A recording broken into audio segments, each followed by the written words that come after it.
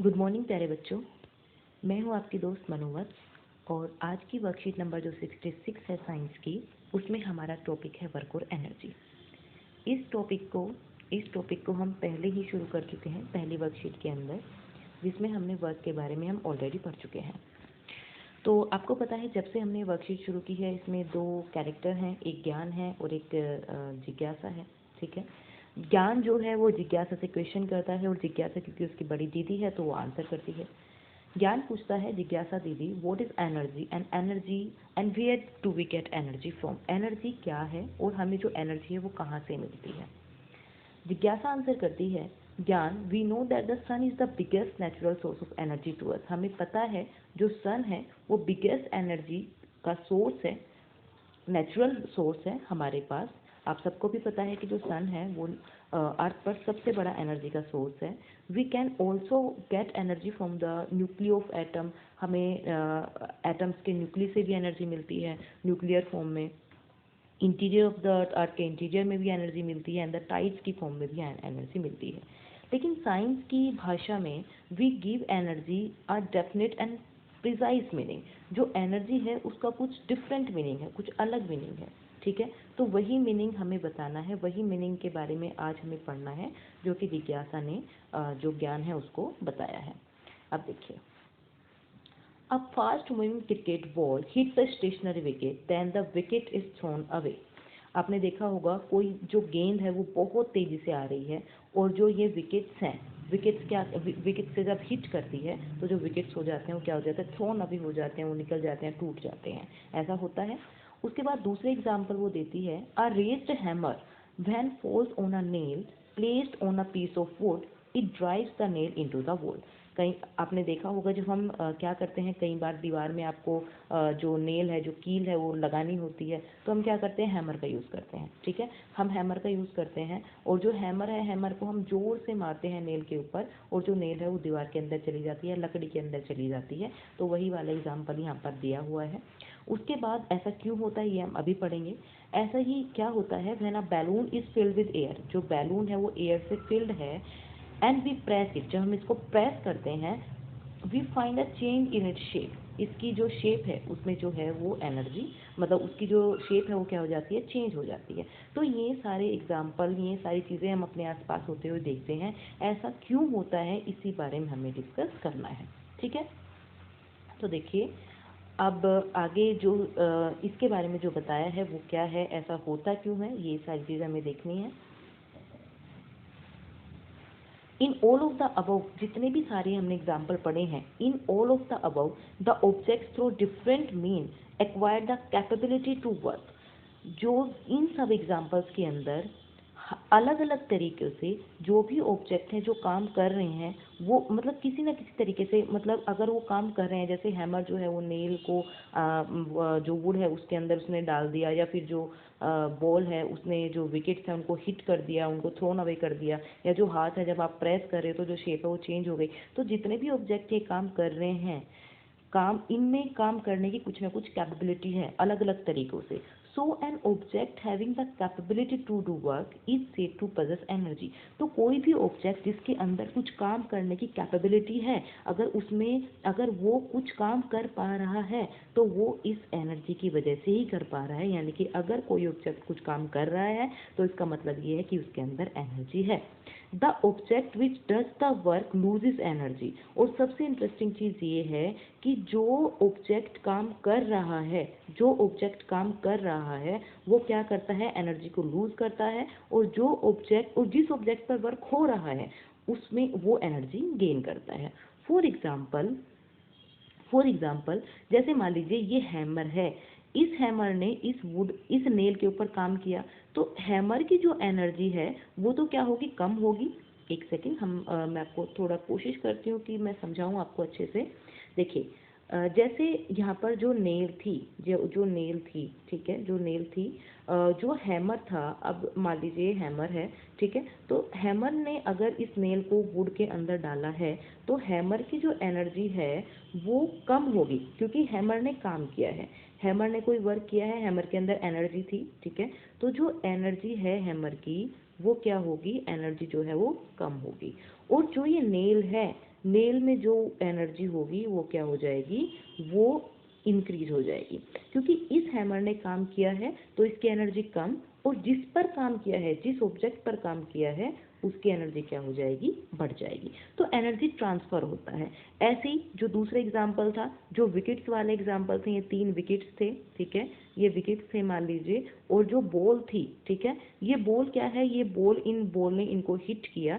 जब बॉल ने विकेट्स को हिट किया तो जो विकेट्स हैं वो थ्रोन अवे हो जाएंगे या निकल जाएंगे या टूट जाएंगे, ठीक है। तो जो बॉल है, अब यहाँ पर बॉल ने काम किया है तो इसकी जो एनर्जी है वो क्या हो जाएगी, डिक्रीज, कम हो जाएगी, क्योंकि इसने काम किया है, और ये एनर्जी जो है इन विकेट्स के अंदर ट्रांसफर हो जाएगी। मैं एनर्जी को ई से डिनोट कर दूं तो कोई दिक्कत नहीं है, बिकॉज एनर्जी को हम ई से डिनोट करते हैं, तो जो विकेट्स है उसकी एनर्जी इंक्रीज हो जाएगी। तो ऐसा होता है। ऐसे ही हाथ और जो बैलून वाला केस है, बैलून में जो हाथ की एनर्जी है वो बैलून में शिफ्ट हो जाएगी और हाथ में एनर्जी जो है वो कम हो जाएगी। तो जब भी किन्हीं भी दो ऑब्जेक्ट के बीच, जब भी कभी दो ऑब्जेक्ट के बीच में अगर वर्क हो रहा है, तो जो ऑब्जेक्ट, मान लीजिए अगर ए और बी दो ऑब्जेक्ट है, तो जो ऑब्जेक्ट काम करेगा उसकी जो एनर्जी है वो लूज होगी, और जिस ऑब्जेक्ट पर काम किया जाएगा उसकी एनर्जी इंक्रीज होगी। ठीक है, आई होप आपको समझ आ गया होगा। ये एनर्जी ट्रांसफॉर्मेशन का या एनर्जी ट्रांसफर का केस होता है। कभी भी पहली बार अगर कोई ऑब्जेक्ट कोई काम कर पा रहा है तो इसका मतलब उसमें एनर्जी थी, और अगर जिस ऑब्जेक्ट पर काम किया जा रहा है, इसका मतलब ये है कि उसकी जो एनर्जी है वो क्या हो जाएगी, वहाँ पर एनर्जी ट्रांसफर होगा। ठीक है, तो ये दो चीज़ें हैं, ये हमने यहाँ तक कि इस वर्कशीट के अंदर पढ़ा है। उसके बाद देखिए,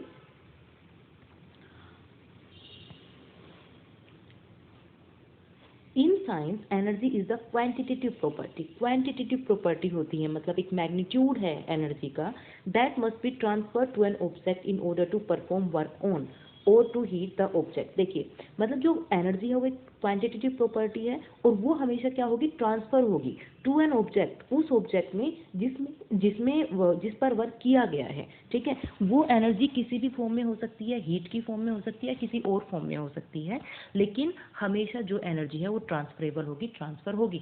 energy is defined as ability of an object to do work. जो एनर्जी है उसको हम डिफाइन कर सकते हैं, किसी भी ऑब्जेक्ट के काम करने की एबिलिटी। ओके, अब आगे आ जाते हैं। Any object that possess energy can do work. कोई भी ऑब्जेक्ट जिसमें एनर्जी है वो वर्क कर सकता है। The energy possessed by an object is measured in terms of its capacity of doing work। कोई भी ऑब्जेक्ट की जो काम करने की कैपेसिटी है वो हम इस चीज़ से नाप सकते हैं कि उसकी काम करने की कैपेसिटी कितनी है। एक्चुअली ये दोनों चीज़ें इंटर कन्वर्टेबल हैं। मैं ऐसा बोल सकती हूँ कि किसी ऑब्जेक्ट ने अगर काम किया है तो इसका मतलब उसमें एनर्जी थी, और अगर किसी ऑब्जेक्ट में एनर्जी है इसका मतलब वो कोई काम कर सकता है। ठीक है, तो एसआई यूनिट ऑफ एनर्जी, जो एनर्जी की एसआई यूनिट है वो सेम है जो कि वर्क की एनर्जी थी। वर्क की एनर्जी हम पिछली वर्कशीट के अंदर पढ़ चुके हैं, जूल होती है। ठीक है, जूल या फिर न्यूटन मीटर या फिर किलोग्राम मीटर स्क्वायर सेकंड के पावर -2, ये हम पढ़ेंगे कैसे आए। अभी एक सेकंड रुकिए, मैं आपको समझाती हूँ कि जो वर्क की एनर्जी है हमें पता है जूल होती है, न्यूटन मीटर होती है, और किलोग्राम मीटर स्क्वायर सेकंड की पावर -2 होती है, ये हमें पता है। सेम जो यूनिट है वो एनर्जी की भी होगी, क्योंकि एनर्जी और जो वर्क है वो दोनों इंटर कन्वर्टेबल हैं, दोनों सेम चीज़ें हैं। देखिए, हमने कल की क्लास में पढ़ा था W=FS। कोस थीटा भी होता है, लेकिन अगर हम एंगल को एक सेकंड के लिए हटा दें तो FS, W=FS।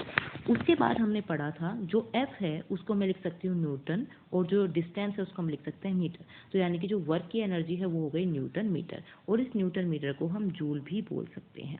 ठीक है, अब देखिए, आपको याद है जो न्यूटन है, न्यूटन का मतलब होता है, न्यूटन यूनिट होती है एफ की। F=M में हमने पढ़ा था न्यूटन सेकंड लॉ के अंदर। F मतलब आपने पढ़ा था न्यूटन। अब देखिए, जो M है उसको मैं लिख सकती हूँ मास यानी कि kg, और जो एक्सेलरेशन है A की यूनिट होती है metre per second square. Acceleration की unit Newton metre per second square हम ऑलरेडी पढ़ चुके हैं। अब अगर मैं इस न्यूटन की जो पूरी यूनिट है, इसको यहाँ पर ट्रांसफ़र कर दूँ इस फॉर्मूले के अंदर, तो W यहाँ पर क्या आ जाएगा, kilogram metre per second square into second.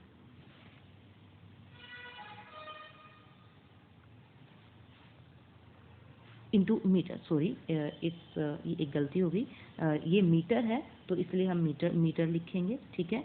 तो जो यूनिट आएगी वो आएगी किलोग्राम मीटर स्क्वायर पर सेकेंड स्क्वायर। मैं इसी चीज़ की बात कर रही थी कि जो यूनिट है वो या तो क्या होगी, जो यूनिट है वो या तो आपका न्यूटन मीटर होगी, या फिर जूल होगी, या फिर किलोग्राम मीटर स्क्वायर पर सेकंड स्क्वायर होगी, ठीक है। तो ये 3 यूनिट हो सकती हैं, वर्क की भी और एनर्जी की भी। दोनों चीज़ें सेम हैं क्योंकि एक दूसरे की वजह से हैं। अगर वर्क हो रहा है तो यानी कि एनर्जी थी, और अगर एनर्जी है इसका मतलब वर्क होगा, ठीक है। तो ये जो तीनों यूनिट हैं ये वर्क की यूनिट है, और इसको हम एनर्जी की यूनिट भी बोल सकते हैं। आई होप आपको समझ आया होगा जो मैंने आपको समझाया। अभी आगे आ जाते हैं। उसके बाद देखिए, जैसे आपने पढ़ा है 1 जूल, ऐसे ही किलो जूल होता है। 1 जूल का मतलब क्या होगा, 1 joule energy is the energy required to do 1 joule of work. Simple सी बात है, क्योंकि हम बार बार मैं आपको बता रही हूँ कि जो जूल है, जो एनर्जी है और वो जो वर्क है, वो दोनों एक दूसरे के पूरक हैं, इंटरकन्वर्टेबल हैं। तो 1 जूल एनर्जी का मतलब होगा कि वो एनर्जी जो 1 जूल काम कर दे, ठीक है। अब देखिए, कई बार जो एनर्जी है उसकी हम लार्ज यूनिट भी, बड़ी यूनिट देख लेते हैं तो किलो जूल बोल देते हैं, ठीक है। 1 किलो जूल, 1 किलो जूल, तो यानी कि किलो का मतलब आपको अच्छे तरीके से पता है। जब भी हम किलो बोलते हैं इसका मतलब 1000, तो 1 kilo joule equal to 1000 joule. अब देखिए, एनर्जी की फॉर्म नेचर के अंदर बहुत सारी फॉर्म में आपको एनर्जी मिल जाएगी। जैसे सोलर एनर्जी सन की वजह से, लाइट एनर्जी प्रकाश की जो एनर्जी होती है वो एनर्जी, हीट एनर्जी हीट की वजह से, केमिकल्स की वजह से जो energy chemical energy, electrical energy जो है इलेक्ट्रिसिटी की वजह से, टाइडल जो टाइड्स बनते हैं हमारे सीज के अंदर, समुद्रों के अंदर, उनकी एनर्जी, वाइंड एनर्जी जो हमारी हवा की वजह से जो एनर्जी हो सकती है, तेज स्पीड वाली वाइंड की एनर्जी जो होती है, साउंड एनर्जी साउंड की वजह से, मैकेनिकल एनर्जी जो वर्किंग कोई वर्क हो रहा है, मैकेनिकल वर्क हो रहा है, उस टाइम जो एनर्जी प्रोड्यूस होती है that is called mechanical energy. Mechanical energy को हम कंबाइंड फॉर्म में लिखते हैं। मैकेनिकल एनर्जी 2 एनर्जी से मिलकर बनती है, एक काइनेटिक एनर्जी और एक होती है पोटेंशियल एनर्जी, ठीक है। एक काइनेटिक एनर्जी एक होती है पोटेंशियल एनर्जी।